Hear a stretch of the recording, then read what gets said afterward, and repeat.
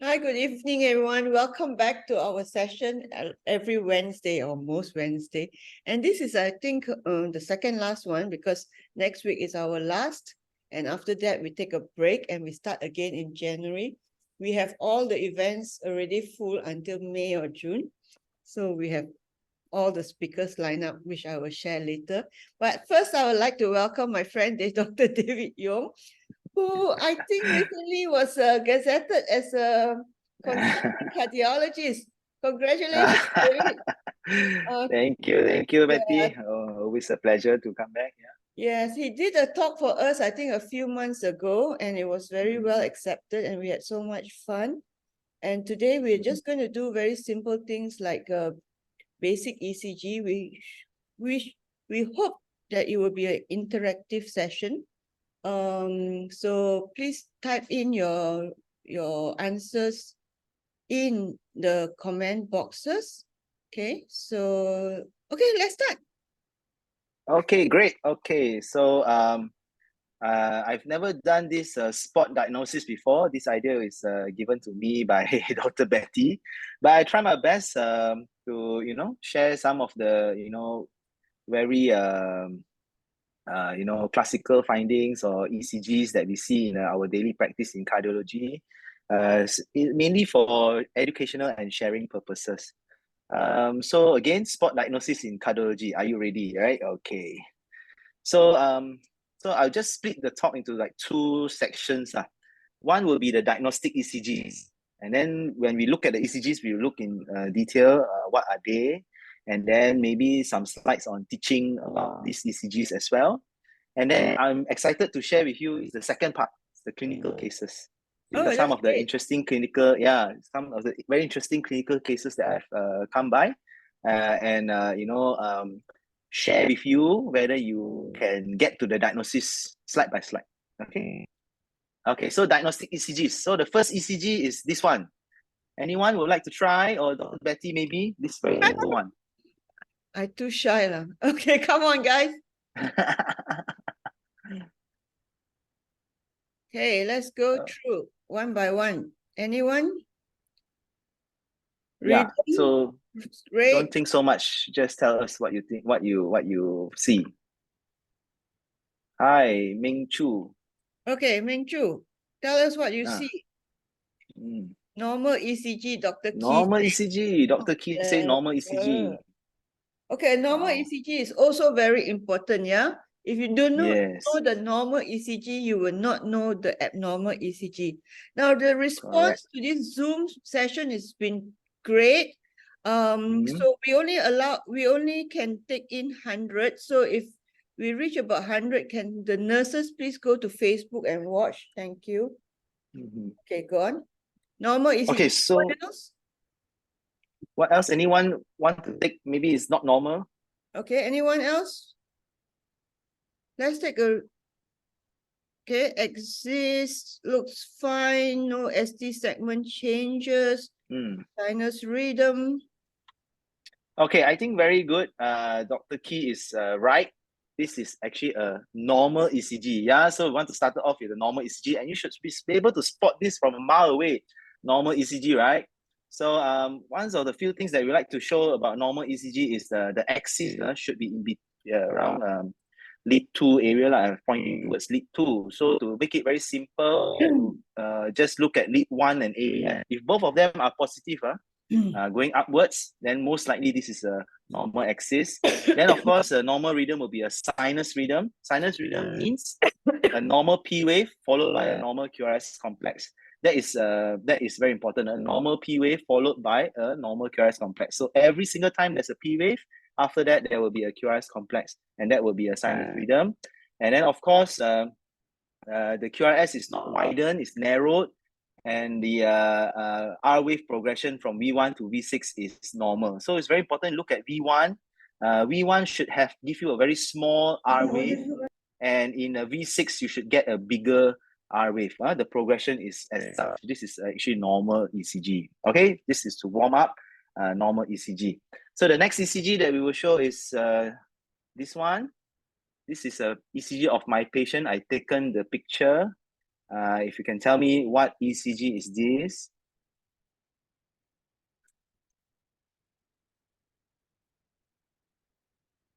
Okay, anyone? Easy ECG?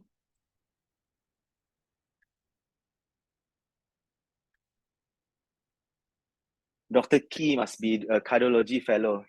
He knows everything.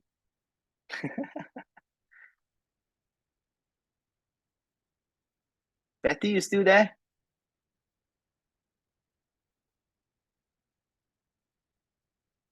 Sorry, I mute myself because I had a bout of cough. Okay, Oh, okay. so anyone else? Anyone else? Can the nurses go to Facebook, please? We are really full already. It's almost 100 people. 100 people, and we only got Dr. Key answering. Come on. Let me see whether there is anyone else. Inferior Inferior MI. MI.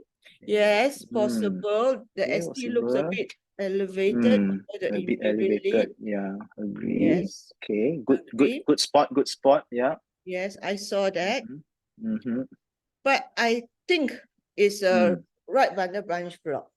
Okay. So okay, I think when you look at ECGs, always important you have to look in the clinical context. Yeah. So a lot of times we look at the ECG, we are just given, right? So this spot diagnosis, unfortunately for you, they won't provide any Yes. history. Yeah. So one thing about this ECG is very common. It's what we call a right bundle branch block.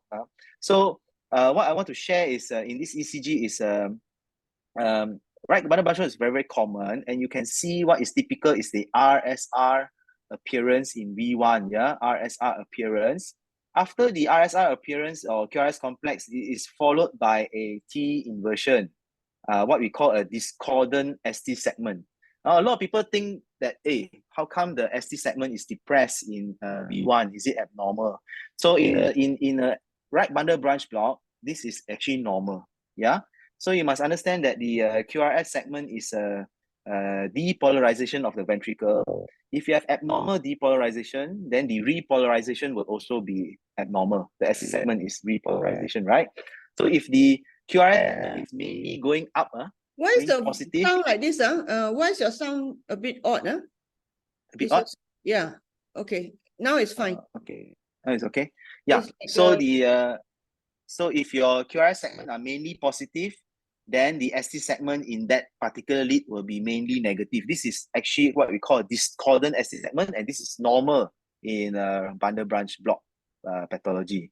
Sometimes it's important if you have a chance to look at the age of the patient, and then you will know that, okay, this is like 23 years old, so chances of an inferior MI is low. Of course, he's not giving you any hint at all here. And yeah. So ECG of this is also very important, because when a patient actually has a tachycardia, and it may look like a VT, but when you compare it with this sinus rhythm and you see that the morphology is the same, then you know that it could be a broad complex supraventricular tachycardia. Yep, exactly. So just want to share this a very common ECG that we see, and some people when they look at this ECG, they got freaked out. Hey, is there an MI? Is the patient having something wrong? Then we get referred for this kind of ECG. Yeah. So in the patient context, young lady, especially young lady, no murmurs, everything well. This could be actually a normal variant in some cases. Yeah. Okay. So again, can I just remind the nurses? Can you please watch it through the Facebook, because we are already full and some doctors want to come in, they can't come in. Yeah, please. Thank you. Okay, go on. Sorry. Okay, sure. So there is a right bundle branch block again, RSR pattern. If it's predominantly positive, then the SC segment will be negative. And also in lead 1 and V6, you can see a slurred S wave. This is a typical of a right bundle branch block. So again, right bundle branch block, the incidence increases with age and also occur as a normal variant. And especially my wife is an anesthetist. When she was sitting for her NS exam, one of the exam questions was, young lady, ECG right bundle branch block, examination normal, would you want to do any other tests? So the answer is actually no other tests needed, because there's a normal variant sometimes. Most common other causes, of course, include structural problems like RV dilatation, hypertrophy, and all that. But Again, right bundle branch cord, extremely common ECG that we see, and you should be able to spot it and tell that it's right bundle branch block. Okay, this But other sometimes, ECG. hold on, but Okay, sometimes sure. it's worthwhile to refer for just an echo, because Yes. sometimes you may find an occasional ASD. Yes, correct. Yes. ASD, especially ASD, ASD, sometimes it's especially silent, you don't know that's clinical right. symptoms. Yeah, excellent. So next ECG, this is also a real ECG that I've taken a picture of quite a few years ago. My medical officer actually came complaining of palpitations. Yeah, so I'm giving you a history now, palpitations. So what do you see in this ECG? I think this is also a very spot diagnosis that you can tell. Okay, Dr. Key, anyone? Come on, all the doctors, 100 doctors here now. Give us something. Okay, Dr. Key, Brady with PVCs. Anyone else?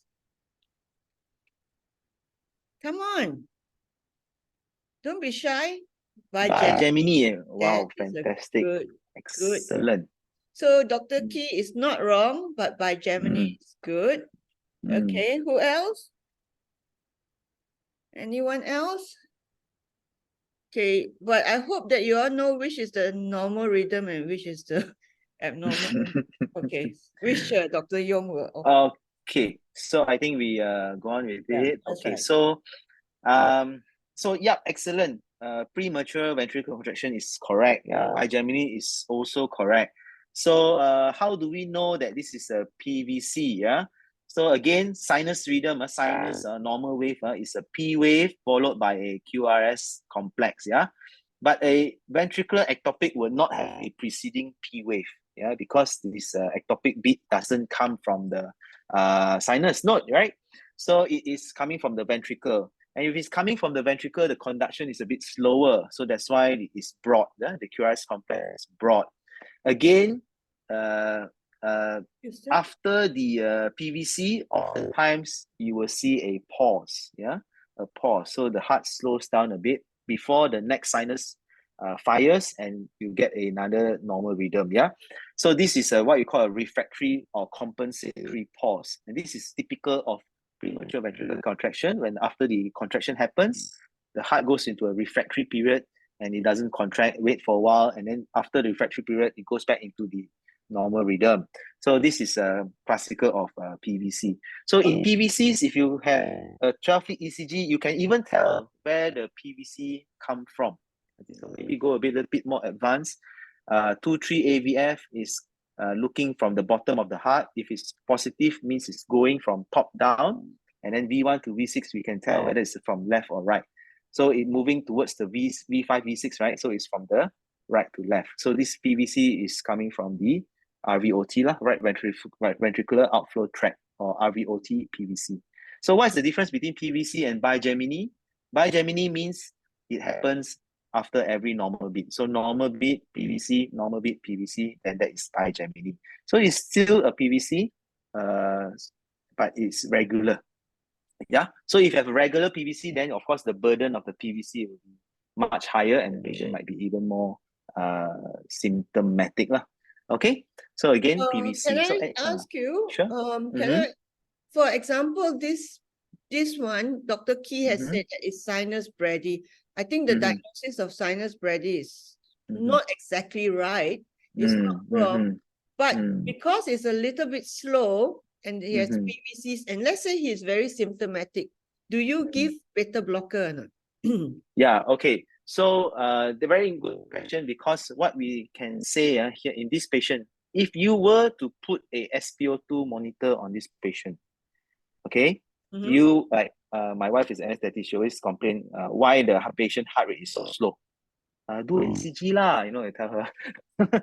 Okay, but surprisingly, sometimes when you put the SpO2 monitor and you get a very low heart rate, let's say 30 to 40, and then you do a ECG, you can get this kind of rhythm. Yeah, because the cardiac output is only happens during the normal beats. When the PVC, the cardiac output is not that great, So you don't, the SpO2 monitor only detects the normal beats. So it comes to a condition known as pseudo bradycardia. Yeah. So this patient is not actually in bradycardia or sinus bradycardia, but because of the PVC, the heart rate appears slow. And what Dr. Betty is trying to allude to is even in these situations, sometimes we do give them beta blockers actually to chase the PVC away so that the normal rhythm can come. Yeah. So it's a bit paradoxical. You see the heart rate is a bit low, but you give them beta blockers. Yeah. So sometimes when you see this in your clinic, you can give them a low dose of beta blocker. Yeah. And then Yeah, we can correct. only conclude one thing so far. Dr. David Yong really loves his wife. Every single sentence, my wife. I hope she hears this. Okay, so again, a PVC, a compensatory pause, and then a normal beat coming back, yeah? So again, PVCs, a lot of times there are no symptoms, asymptomatic. But if they have symptoms, then, we want to quantify what is the burden. If it's very high burden, more than 20%, that means every 5 beats, 1 PVC, then probably that is a pretty high burden. You may need to do something about it. Either medical therapy or ablation, radio frequency ablation can be offered to the patients, yeah? Okay, we move on to the next ECG, okay? Okay, this ECG, yeah, this is also a quite interesting ECG that I picked up also, and not so easy lah. This ECG may be a bit tricky. You may need to look a bit closely. Yeah. Okay. Anyone? Dr. Key also can. Anyone at all? Come on. When you look at ECG, what do you look at? Rate, rhythm. Okay. P wave, QRS complex, T wave, ST segment. Okay, axis. So what do you see here that's abnormal? No one. Come on. Or you think it's normal? Also can. Cannot be lah. Normal already given, ma. That's how you pass your master. You have to know, so you have to take an intelligent guess. It cannot be normal. Yeah. So what's Correct. abnormal here? So first thing, usually when we look at ECG, we ask ourselves whether this is sinus or not. Yeah, sinus rhythm or not. That is the first question. So is this sinus rhythm? If you think it is sinus rhythm, say yes. If you think this is not sinus rhythm, say no. Okay. And tell us what rhythm is it. Maybe you can try that first. Okay, we try this. Is this sinus rhythm or not? Come on, give us. Is this sinus yes rhythm or, no? or not? Come on. Is this sinus rhythm or not? Just give us a yes or no. Yes. Yes. So Rachel say yes. Okay. Who else? Anyone agree with Rachel or disagree with Rachel? Come. Is this a sinus rhythm or not? What? No. Okay. Atira say inverted P wave. Okay, good. Go on. Is this a sinus rhythm or not? Atira say no. Li Ziyong picked up a inverted P wave. Wow. Okay, fantastic. good. Okay. Yeah, that's good. Yes, good. Inverted P wave where? I think that's also very important. Where? P wave inversion. Okay. V note say P wave inversion. So good. I think you all noticed the P wave inversion. So yeah, if it's a sinus rhythm, where does it start from? It starts from the sinus node, right? yes. And what does the sinus node give you on ECG? A P wave. P wave. That is upright. This is an inverted P wave. So where is it coming from? Yeah. So you see, if you have a sinus rhythm, I mentioned earlier. We have a junctional rhythm from Facebook says junctional rhythm. Junctional. Okay. Somebody said inverted P wave. Good, good, good. Yeah. Okay, good. I think these are all very valid, very good, differentials or, attempts on this ECG. But let's go back to the sinus rhythm. I think this concept is very important. Sinus rhythm means the rhythm comes from the sinus node, like what Dr. Betty has mentioned. And sinus node, you must remember that this is on top, right? Not from below, right? So sinus node, if the rhythm comes from a sinus node, a normal P wave coming from the sinus node must be upright in 2-3 AVF. Yeah, because 2-3 AVF is looking from the bottom and sinus node is on top. And if it fires from the sinus node, it should be upright. The P wave should be upright, especially at 2-3 AVF. And when you look at this ECG at the lead inferior leads of 2-3 AVF, the P wave is inverted, clearly inverted. So then this P wave must not be coming from the sinus node. Yeah. So we cannot say that this is sinus rhythm. Yeah. Okay. So where does this P wave come from? It's still coming from the atrium, from on top, right? We don't see broad complexes ECGs or anything like that. It's still relatively regular, coming from on top, going through the AV node and firing as a narrow complex QRS. So to put it simply, this is a P wave that is not coming from the sinus node, coming from somewhere else in the atrium. And the heart rate is a bit fast, about 100 beats per minute, a bit tachycardic. So we call it atrial tachycardia, just to make it very, very simple to term, atrial tachycardia. So what it means is, this is a tachycardia, not from the sinus. Sinus tachycardia means tachycardia from the sinus node, right? So this is atrial tachycardia. Okay. Okay. Quite a few people say junctional. Usually, junctional rhythm, you do not see clear P wave. Yeah. Yeah, clear P wave. And in junctional, usually when the heart is quite sick, and then we see a junctional rhythm, but it's very slow. This is not. And then Mei Ling said that it's right atrium hypertrophy. Okay, we are not looking at anatomical diagnosis here. We're just looking at rhythm first. Okay? Yeah. Okay. Okay.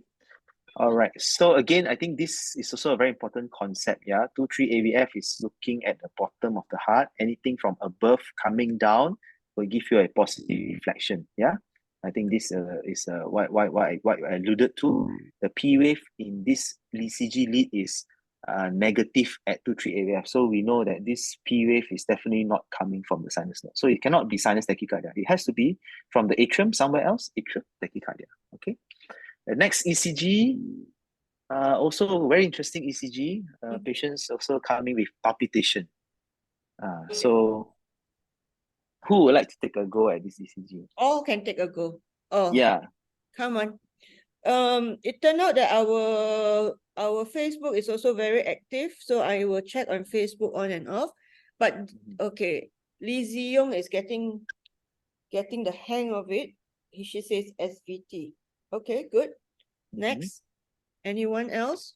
Gopi, finally SVT. Good. So we have more and more people saying it's SVT. Ramchandra say it's SVT. Good. So almost everybody has made the diagnosis of SVT. Okay. Yes. Okay, excellent. I think when I was in medical school, my cardiology lecturer told me tachycardia, narrow complex, SVT. Tachycardia, broad complex, VT. This is very good way of just broadly classifying them. Yeah. But you also should understand that SVT is a broad term. Yeah, a broad term. Under SVT, there are a lot of subgroups such as sinus tachycardia is also considered SVT. Atrial tachycardia is SVT. AV-NRT, AV nodal reentrant tachycardia is also SVT. AV reentrant tachycardia also SVT. Atrial flutter also SVT. Fast atrial fibrillation also SVT. Yeah, anything that comes on top is SVT.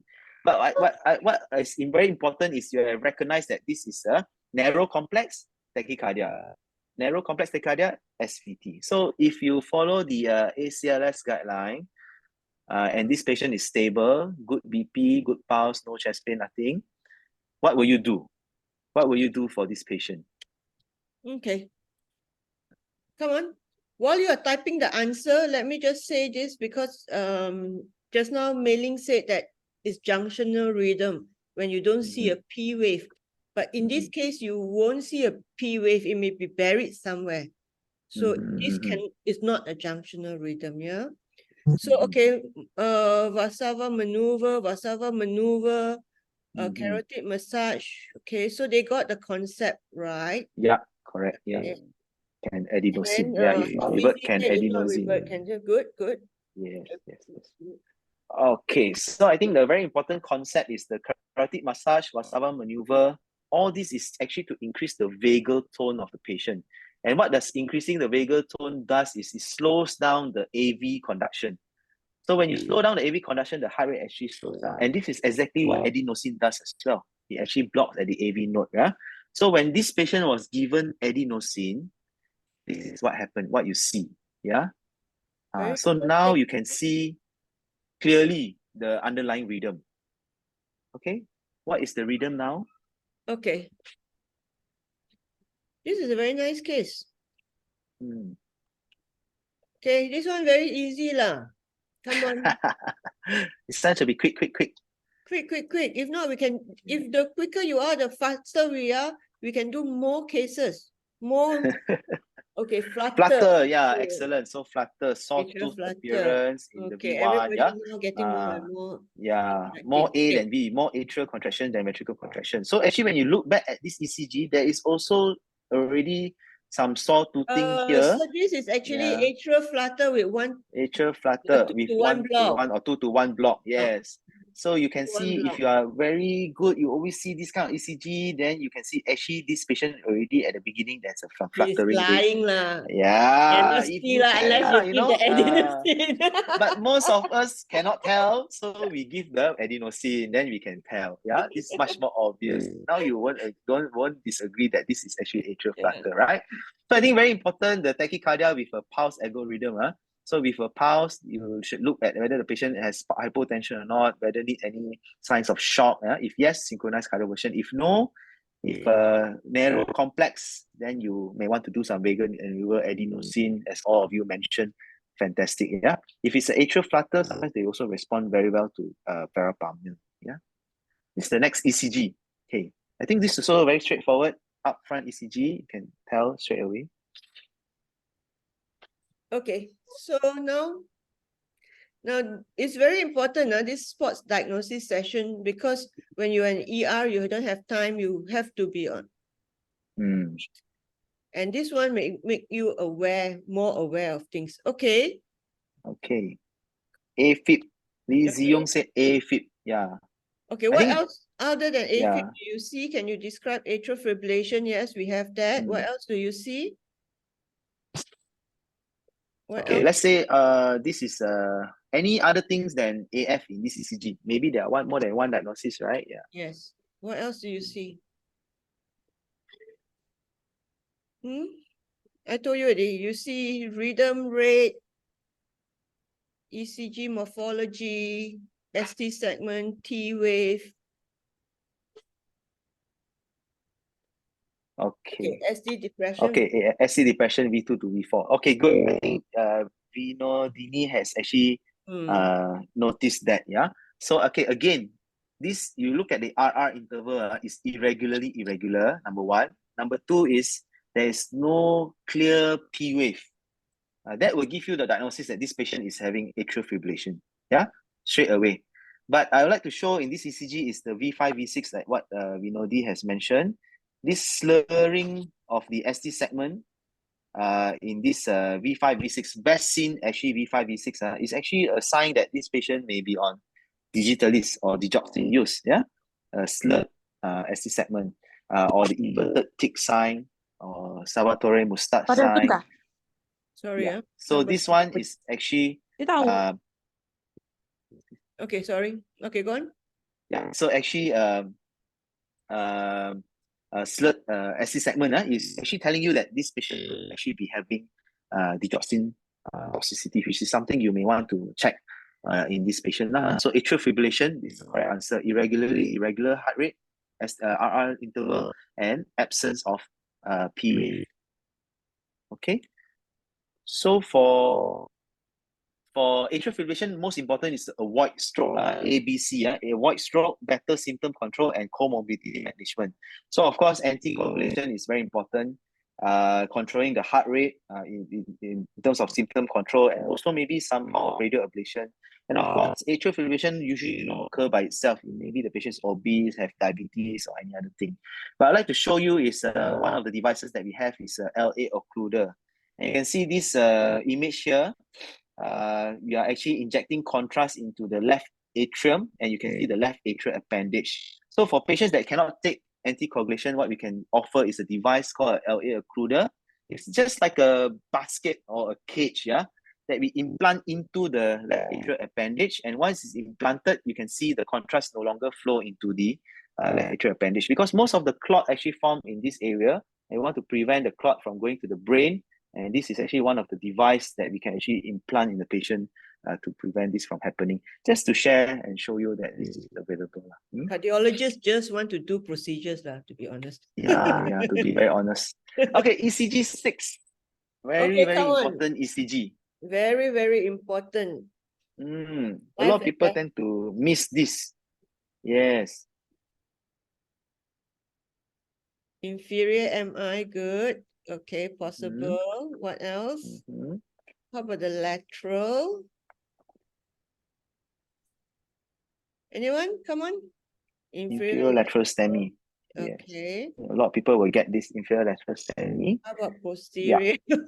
Yeah. So you see the senior cardiologist here has actually picked up very fast. So so actually more of the I know inferior MI, I think almost everyone will be able to pick up, but I want to show you is V2. Any ST depression in V1, V2 is abnormal. Yeah, especially if you do not have a bundle branch block morphology. Yeah, any ST depression V1, V2 is abnormal. Yeah, it's most likely a posterior MI because it's just a mirror image. If you flip the image, flip the ECG, it will be a SC elevation. So just like this example ECG, you have SC depression again, V1, V2, V3. But when you do a posterior ECG, and a lot of people do not know how to do this posterior ECG, yeah, you should look at the left side, the scapula, the tip of scapula is V8, next to it V7 and V9. And then you flip the image, you will get a ST elevation. And the culprit vessel here is, of course, the circumflex vessel. Yeah. This is So, a lone posterior MI lah. Just now that one. yeah, this one is lone. Just now that one was together. This one most of the time is together, but sometimes you may have a lone and you may actually miss it. Because ST depression, a lot of people think that ST depression, just give a double antiplatelet and then admit the patient. But actually, this patient actually is having an MI, ST elevation. Just that the V1, V2 shows ST depression. If you do a posterior ECG, you will get ST elevation. And this patient should be actually thrombolized or bring to the cath lab if you have the facility. Okay. So, okay, this one, I think we can skip. Okay, ECG 7. Okay. Wait, What ECG is sometimes this? we have a lot of GPs here. Can I just go back to just now the inferior lateral posterior? Okay, for both inferior posterior, or let's say right ventricular MI, if the patient comes to you and you got the diagnosis right and the patient is hypotensive, you want to send it to the hospital. If the lungs are clear, give fluid challenge. Yeah, Okay. correct. Yes, because sometimes you need to feel the RV. For RV especially. Okay. Yeah. Okay. So this ECG, any takers? Even I am finding it difficult. Okay, I think anyone? Pulses alternate. Pulses alternance. I think Dr. Key is not bad. Wow, this Samuel, electrical alternance. Yes, I think Samuel has it. Electrical alternance. Yeah. Oh, So this look one at I don't know. Okay, go on. Look at the QRS complex. I see it, but I don't know what it is. Okay, go on. One big, one small, one big, one small, one big, one small. This is electrical alternance. Pulses alternance is different. You can read it up. I don't want to explain. I think pulses alternance is it's a clinical thing. Yeah, finding. sign. Yeah. But this is an electrical alternance. This is a ECG finding. Yeah, electrical alternance. The QRS complexes are one big, one small, one big, one small. So this is actually due to, what is it due to, Samuel? So many people already give. Samuel already said cardiac tamponade. Pericardial effusion. Yes, you already said cardiac tamponade. Yeah, so you do a echo, you will be able to see something like this. Okay, so this is the LV. This is the descending aorta. If you're looking at this at the parasternal long view. And I think this is very important landmark. This is one of the first things I learned in echocardiogram. You look at the LV, LA, and then the LV outflow tract, right? And then the RV. But the descending aorta is here, and you're able to see this in the parasternal long. And this is very important because descending aorta is the extra cardiac structure. If you have fluid that ends before the descending aorta, that is pericardial fluid.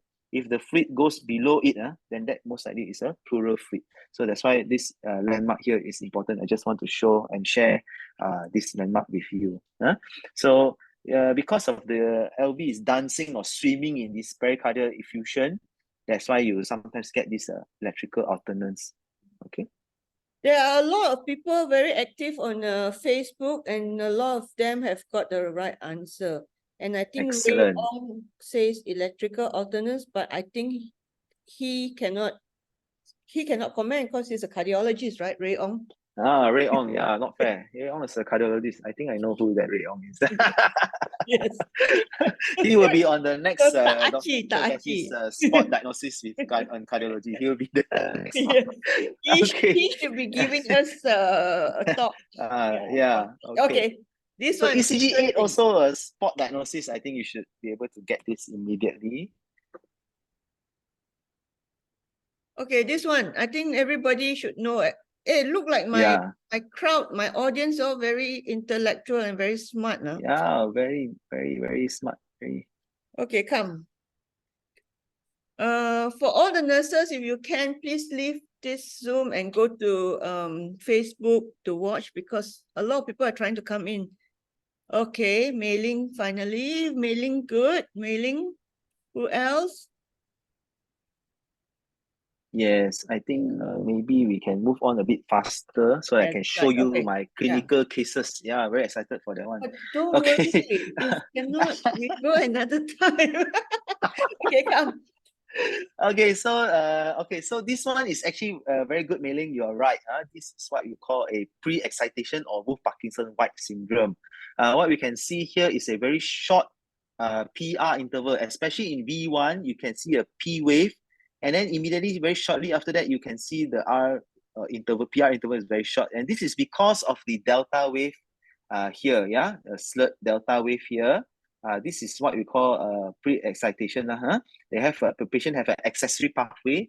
The electrical conduction actually goes to the accessory pathway first before going to the AV node, and then AV node takes over, and then the QRS complex forms.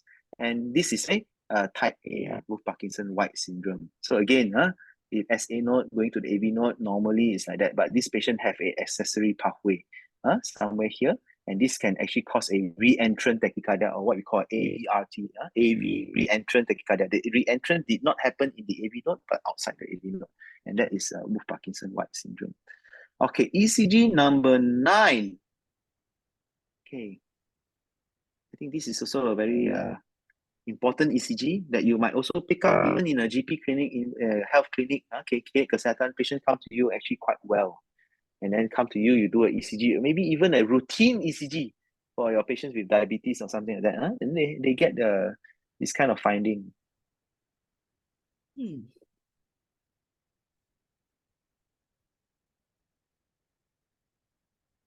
Okay, anyone? Dr. Key say left ventricular hypertrophy. I think there is a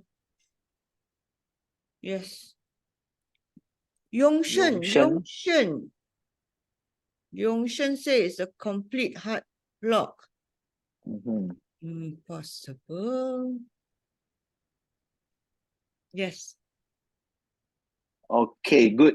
So yeah, I think Yongshen, you're absolutely right. This is complete heart block.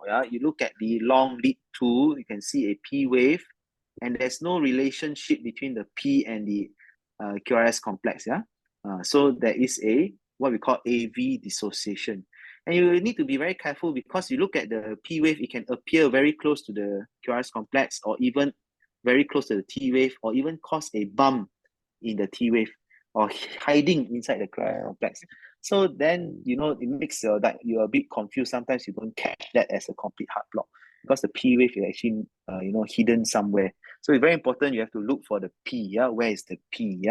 So and what I'd like to share is this patient was referred to us as an emergency case. So the patient actually went to a health clinic, did a screening, for diabetes, checkup, everything, did ECG, and then the doctor saw this complete heart block and was very shocked that this patient had complete heart block, and then referred her immediately. But you might find it surprising that this patient is actually totally asymptomatic, got no symptoms at all. Yeah, he didn't complain of breathlessness, no giddiness, no fainting whatsoever. And you can see from this ECG, the QRS complex is narrow segment. Yeah, narrow QRS complex, which shows that the patient have what I call a junctional escape. The AV node actually took over and fires in a regular rate. That's why she did not have much symptoms. And these patients can be very stable and actually come to us in a very stable state. Yeah. So Yellis Apple says that should complete heart block have broad QRS complexes?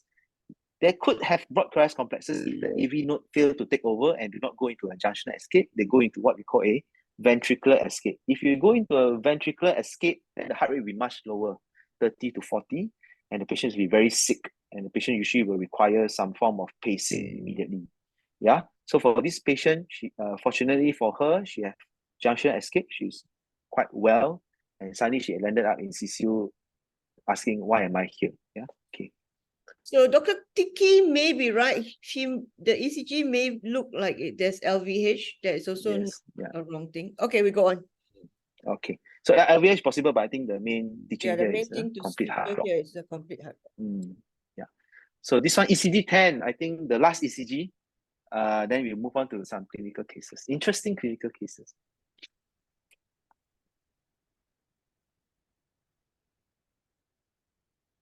Brugada. Oh, wow. Lizzie. This one all very good. Lizzie. Are you sure medical student? This one. Lizzie, All I'm going on leave for 2 weeks. You want to do the clinic? I need a locum lah. You can share with Nurul Atika lah, my clinic, do my locum. Nurul Atika. Good. Never So strike me also. Brugada. I was trying to figure out. More Brugada detail, very ECG. good. Yeah. So I expected some of you to answer right bundle branch block actually, because it's quite similar to the ECG that we showed earlier, right bundle branch block. But the difference between this and the previous one is the RSR pattern, yes, but then there's a SC segment is a concave shape, cove shape. And this is very typical of a type 1 Brugada ECG. Yeah, so Brugada ECG and Brugada syndrome are two different things. A lot of people may have this ECG but do not have Brugada syndrome. Brugada syndrome, you must have some symptoms such as syncope or family history of sudden cardiac death, because the treatment is implanting a implantable cardiac defibrillator, which is will be with you lifelong. So the decision should But not the be taken ECG lightly. in itself, right? Yeah. Are they at higher risk of getting the event may not have happened? Yeah. So the thing is, the guidelines now say that if you cannot fulfill the criteria, then either you educate them that there's certain drugs that you cannot take if you have fever and all that thing, exercise or what, you should be able to be more careful. Because sometimes a lot of time we notice that if you implant a ICD, then it's costly, one thing, and also come with complications, but never had event. 20, 30 years, no event. So are we really justifying it? Yeah, so a bit difficult. But yeah, so there's some criteria that we need to fulfill. But I have a story to tell, but never mind. Okay, I have a colleague. Okay, and this colleague is in his 40s, and he was just finishing his pediatric clinic, and he collapsed. It was 5 o'clock. There were other doctors. And then they resuscitated him for 45 minutes. Some of his colleagues were crying already, and they got him back, and he was intubated. He went to he was then had the multi-organ failure. He was in ICU for a few weeks, long time, and they thought that it was a viral thing, but it was VT basically. So he went to, I think, UITM, and they put in ICD. And then so he made recovery. After the recovery, he went, so his LV function improved, everything improved to normal. He had the ICD inserted and it never triggered. It never triggered. So Mm, I was always very interested in his case. So one day I sat down with him and said, "Oh, in 4 years' time, your ICD will, be expiring and the battery will need to change. Will you mm, change it? Because never trigger after that." yeah, Then he said, "I have to change it because they sent genetic testing and yeah, turned out to be it's positive. Brugada." Yeah. Well, the first episode is after 40 years, so the next episode might be 40 years later also. Yes, possible also, but I Possible. don't think you need to. I'm going to risk it. I don't think you want to go through another episode, Yes, right? another few years. Yeah, so we have come to these clinical cases. Yeah, okay. So this is a very recent case. Actually, a family friend of mine, very interesting. She is 59 years old. She went on a holiday in Spain, and then she complained of palpitations and exertional dyspnea.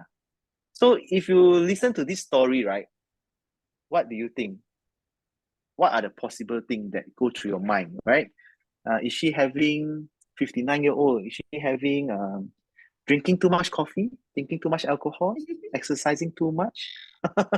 Sounds all like Pulmonary me. embolism is one thing. A mountain sickness, maybe. Wow, Lizzie Yong. Symptomatic anemia, pulmonary Possible, embolism. Yeah, all possible excellent, pulmonary excellent embolism. differential Good. diagnosis. Yeah, pulmonary Yes. embolism. Yeah, good. Okay. Dehydration, right? Yes. So far away. Yeah. But Maybe one thing sometimes about it's her is she wear a smartwatch, Apple Watch. Okay. And very interesting is she never wears this watch. Her husband bought for her, but she don't like it. She didn't wear. And then somehow she went for holiday. She decided to wear. Okay, and she found it annoying. Initially, she had no symptoms, but she found it annoying that the watch keep telling her that your heart rate is high. Something is wrong. Okay, so she wore this Apple Watch. Yeah, so she called me up actually in the middle of the night, and then she said, "Oh, what watch you wear?" It said Apple Watch. Hey, your Apple Watch, the cheap one or the expensive one? Can do ECG or not? I asked her. So well, she we said, not say it's AF with failure symptoms. yeah, okay, yeah, possible also, yeah. So then she said, oh, she actually bought the expensive one, but she don't know how to do the ECG. And I said, you go YouTube and figure out, So actually, she was able to send me an ECG from Spain Oh, in the so middle of the night. beautiful. Yes, beautiful recording of the Yeah. ECG, and you can say, it even tell you the diagnosis. High heart rate, 126 beats per minute, average. This ECG does not show signs of atrial fibrillation, but does show a high heart rate. If you repeatedly get this result or you are not feeling well, you should talk to your doctor. I think it's very fantastic. You look at the date, it's 26th of November 2023. Okay, Wow, just very recent. recently. Yes, recently. Yeah. So did you send And her some adenosine to slow down the heart rate a little? I don't think so because she's so far away. I told her, I can't do much for you. When you come back, we will talk. Okay. So this is not AF. It's telling you it's not AF. Hmm. Yeah, it's telling you it's not AF. Yeah. So you can see also P wave followed by QRS complex, narrow QRS complex. This is sinus tachycardia. Huh? And the ECG when she came back, sinus tachycardia. Sinus tachycardia. Sinus, So but the previous hmm, one, for a while hmm, there, I thought maybe could be atrial flutter. But yeah, yeah, because maybe the heart will be bit, yeah. and then the recording Okay. a bit So she was small. anxious, is it? Ha! So differential diagnosis for sinus tachycardia, one of it is anxiety, caffeine, alcohol, like what we talked about, dehydration, right? So many Or things, maybe right? even what you call that? Jet lag. Jet lag, yeah. Mm. But very peculiar about this heart rate is even when she's at rest, the watch is telling her that your heart rate is high. So the Oh, tachycardia is persistent. Something is wrong. So so a simple blood test we did showed this. Thyroid function T4 is 100. So it Rachel actually got tells it. us the Rachel, diagnosis. smart girl. Yeah, hyperthyroidism. I think she also Yes. can run your clinic. Okay, so hyperthyroidism is the She can diagnosis. run the Sinus endocrine tachycardia. clinic. So yeah, I find it a very interesting and very amazing that actually part of the diagnosis is actually made from the smartwatch. And I think in the future you will see more and more of this. I use it, you know, because I do have ventricular ectopic. And then, yes. Yes. Yeah, for tachycardia, palpitation is very useful. I just had one patient I saw that day. He bought a Samsung watch. He said he got palpitation. I said, your watch can do ECG. I can. Okay, then every time you have palpitation, do an ECG. It's cheaper than a Holter test, I guess. Yes, today also, I asked a patient to do Holter and he couldn't afford. So I just asked him to wear the Fitbit. But Fitbit will tell the heart rate only. Yeah. So yeah, I think the technology, you know, is very impressive, and you just get better. Okay, so sinus tachycardia, so many you know, autonomic system, endocrine, hypo dehydration, pulmonary embolism, and also even just simple fever, pain, anxiety, all this can cause sinus tachycardia. Yeah. Okay, so this one also very interesting case I've seen quite a few years ago. 17-year-old boy complained of palpitation intermittent. Last episode was half an hour and was brought to hospital by father. He never had giddiness or fainting spells. I think from this history, it's very important that, you know, this patient have palpitations that are quite long in the duration, but never had fainting. Yeah, so he's quite stable and was able to, you know, even walk himself to hospital, drop the car, walk to hospital, walk to the clinic, and all that. So whatever that he is having is most likely quite a stable rhythm, I would say, right? If you VF, I think you probably collapse in the car, you know, and then you won't be able Of course. No, probably yeah, of will. course, yeah. Definitely. you will, yeah, you will. 100%. Yeah, 100%, yeah. No cardiac output. No, sorry. Probably, then you cannot run my locum clinic. Okay, so this is the ECG. Okay, very interesting ECG. Okay, so what do you see? Okay, broad complex. Okay. Okay, so is this put it easy lah, SVT or VT? Oh, just now I gave you a hint, ma. Anyone?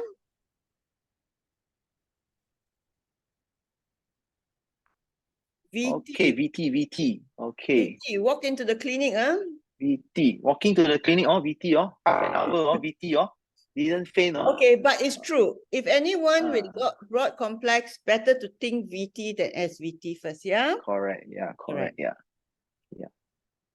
But there are some telltale signs that this is probably VT. Yeah. So we go through that. Yes. So number one is look at first thing you should look for is if you have a patient that's stable enough and can do a 12-lead ECG, then you have time on your hand, right?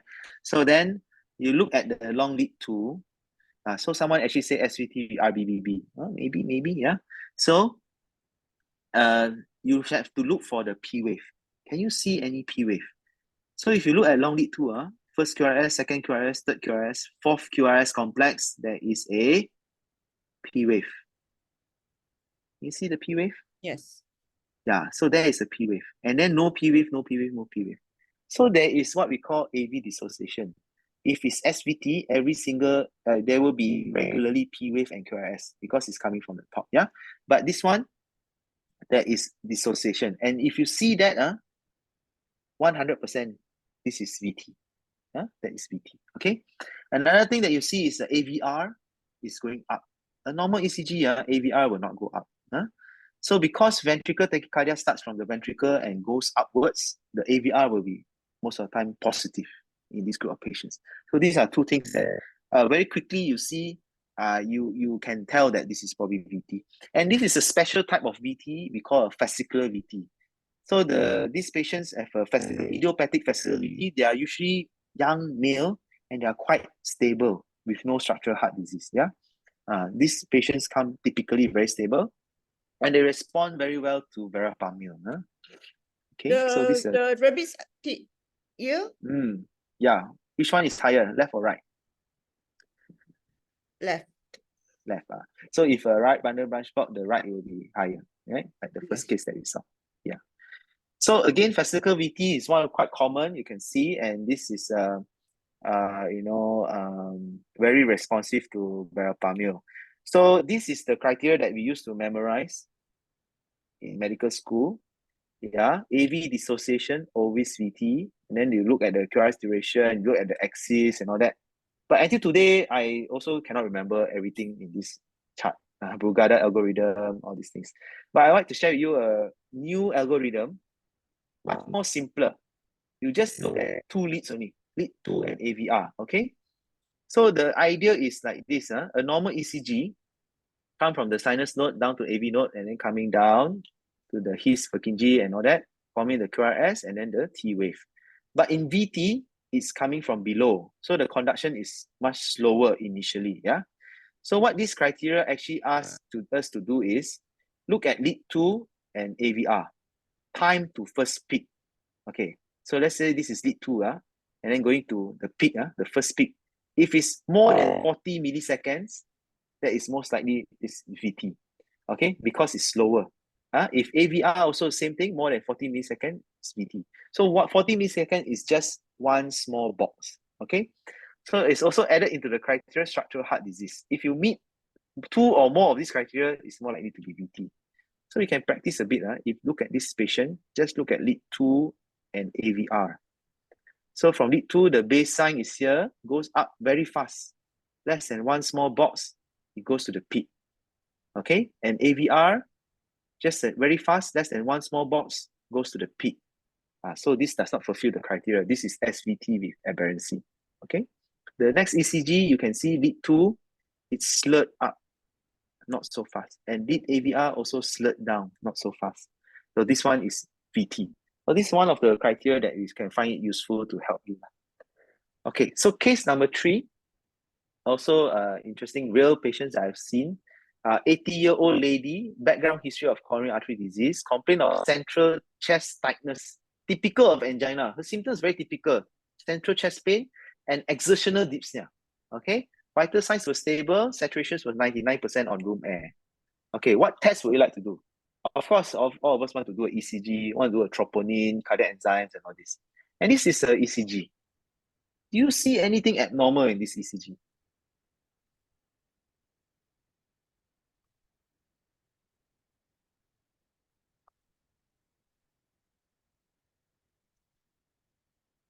Sorry, I was busy.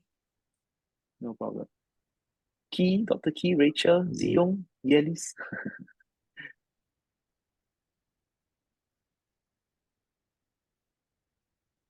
Okay, nobody? How about T wave inversion V1 to V3? T-wave inversion, we want to be 3. And then there is Okay. Maybe even Q wave, lead 3. Q wave lead 3, yes, Q wave lead 3. And then Lead 3 and there's AVF. an occasional supraventricular ectopic, maybe Yeah, so an atrial ectopic, right? So an maybe atrial this is an ectopic. atrial ectopic, yeah? Okay. So, and then the troponin T is 200. So then, of course, you will say, hey, the diagnosis non-STEMI lah. Going to the lab later. Okay, so this is what happened. On day 2, this is the ECG. Day 2 of admission. Anything new?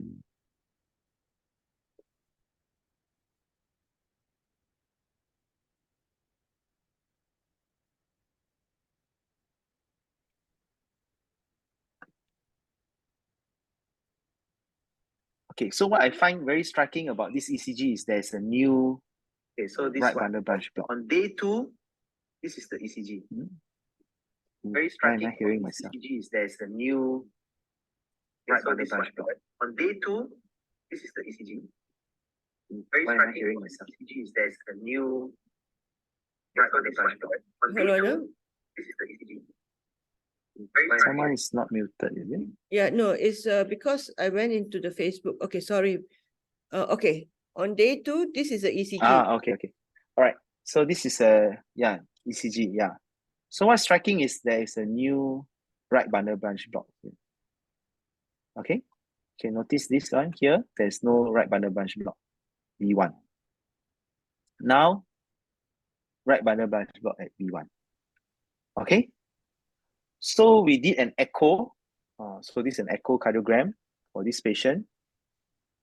Okay, so what do you find in this echo? Anyone would like to guess or like to take a answer? What is abnormal in this echo? Anyone? Anyone at all? It's very obvious.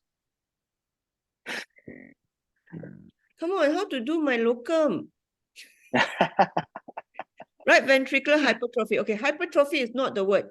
You love that word hypertrophy so much. Dilated RV, yes, not just RV. I think yes, dilatation. Okay, hypertrophy and dilatation is two different. Okay, hypertrophy is actually the myocardium, but dilatation is actually the chambers. Correct. Yeah. So one thing also very striking in this short axis view, you look at this one on the panel on the left, short axis view, you can see the LV is when it contracts actually compressed and looks like a D shape.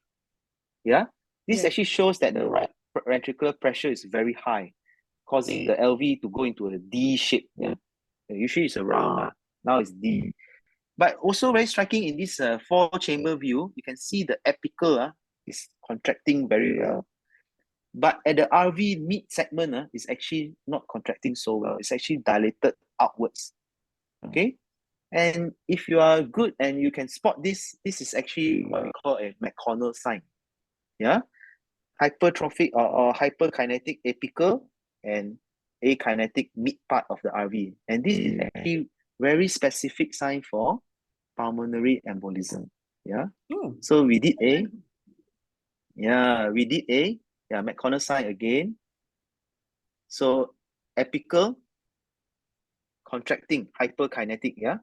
And then the mid part of the RV ballooning upwards, akinetic and bulging outwards. Okay. This is actually very specific sign for acute pulmonarism. And in fact, we did a CTPA for this patient. It shows pulmonary embolism. Yeah. Left trunk, right trunk. Both there are clots there. Okay. But when you look back at the ECG, the second day ECG that I showed you, you can actually see there's a deepening of the S wave in lead 1, S1, Q3, and also T inversion. And this right bundle branch block, also a sign of right ventricular strain. The right ventricle is strained or having some pressure overload or volume overload issues. And then S1, Q3, T3. Sometimes we miss this and we need certain things to help us with the diagnosis. And so happened that this patient have a echo finding as such, showing McConnell sign, and we did a CTPA showing both left and right pulmonary trunk thrombus. Yeah, so the diagnosis for this patient actually was What was the pulmonary complaint embolism. again? Shortness of Chest breath? pain and exertional dyspnea. Oh, I see. For how long? Actually was about 7 days. And what was the This trigger? was during COVID time. Not moving about a lot. Yeah, elderly patient. I think that was probably the trigger. Okay, for this patient. Okay. Okay, so I think the last case, also very interesting case. 60-year-old lady, chest pain at 11 in the morning, the day before. So she came with actually complaint of a brief syncopal attack. The children noticed that she sort of lost consciousness for a while, and then then she went to Columbia Asia Bukit Rimau and subsequently was referred to IJN. This was the ECG at IJN, yeah, at referral. So I think it's quite obvious. The ECG, there is ST elevation, 1, AVL, even precordial leads has ST elevation. So some might think that this is acute myocardial infarct or STEMI, and you bring the patient to the cath lab, right? And this is the coronary angiogram. Okay. Very clean and nice vessels. Yeah? Dr. Betty, you agree with me? Nothing here to treat. Yeah, nothing much. Yes. So what we'll do next is an echocardiogram. Okay. Wow, Dr. Key. So Wow. clever. You broke a lot of women's heart lah. That's why you know this.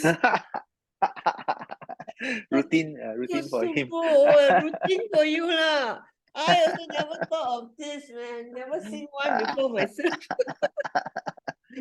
So yeah, very good. Yeah, excellent. So you can see this apical ballooning. Hey, he made the then diagnosis without the yeah, echo, okay? yeah, without the echo, without we showing the echo. Wow. So yeah, ballooning out of the apical and then hyperkinetic or segment, yeah, basal segment. So this is very classical, very typical of Takotsubo cardiomyopathy or the new or stress-induced cardiomyopathy. And this is basically the name coming from the LV gram of these patients. Those days, even before echo and all that, reduced to LV gram, and the shape looks like a Takotsubo or Japanese, actually a octopus trap. Yeah, You they see use this. go back to the last slide, please. This No, one. this one. You see this rope or string around this one? This is how women feel, when they are with a man. Strangle. Suffocating. Okay. That's what marriage does to you. Okay. This This is recorded. This one. it's okay. It's Okay, also on my anyway. channel. So it's actually an octopus trap lah, Betty. Okay. So the neck is narrow. So when the octopus come out, it cannot come in. You cannot go out It sounds lah. like marriage to me. Sounds like marriage, yeah. Difficult to come out.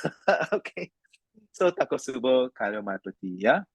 So again, looking at this picture, narrow at the neck and then on top is a balloon out, yeah. And this is the cardiac MRI picture of this patient, yeah. You can see again a very nice image of Takotsubo cardiomyopathy, yeah, apical ballooning and hyperkinetic basal segments, yeah. This patient also has a bit of pericardial effusion, if you can spot it, yeah. Interesting. Yeah. So Takotsubo cardiomyopathy, normal coronaries or no significant obstruction. Usually they have a stressor. And interestingly, a lot of time we think that Takotsubo cardiomyopathy is reversible. They will do well, but actually the prognosis is one third. One third actually make complete recovery. One third the LV ejection fraction actually never improve. Another third actually deteriorate and can lead to death. So don't break your The lady's heart. pathophysiology on this Takotsubo, I mean, they say it's like a stress-related, heartbroken. Yes. So the pathophysiology is very much increase in the catecholamine release in the bloodstream, leading to this stress-induced cardiomyopathy. So it comes in two forms: cardiogenic shock, either with or without LVOT obstruction. If the hyperkinetic is so bad that it's causing LVOT obstruction, then the patient actually don't really do well. And in that situation, you should avoid giving vasopressors, beta adrenergic, no adrenaline, all these things. It's not good for the patient because it will increase the heart rate and cause more LVOT obstruction. The treatment is actually IV fluids and then beta block them. Yeah, beta block them. So it's a bit counterintuitive. The pressure is low, but you're actually giving medications to reduce the heart rate. Because the pathophysiology is actually catecholamine release. Yeah. Okay. So I think this is my last slide. It's all I've prepared for today. Hopefully everyone learned something. Not enough to stop your heart. You're talking about me, right? Still enough to restart it. Yeah. Okay, Dr. Silva from Dr. Susie asks, in challenging cases, what are the red flags or atypical presentation that doctors should be aware of in order to make timely and precise spot diagnosis in the field of cardiology? Okay, this question is too vague for me, so I don't know. Very general this question. Yes. I think it has to be case by case basis. Yes, it's something that you have to, like sharpen your instinct, your clinical judgment, your acumen, your knowledge. So it's very difficult. Dr. John Mark asks, can you provide practical tips on utilizing advanced diagnostics skill? Oh, again, a bit too vast to speak on advanced. Maybe we'll have another session.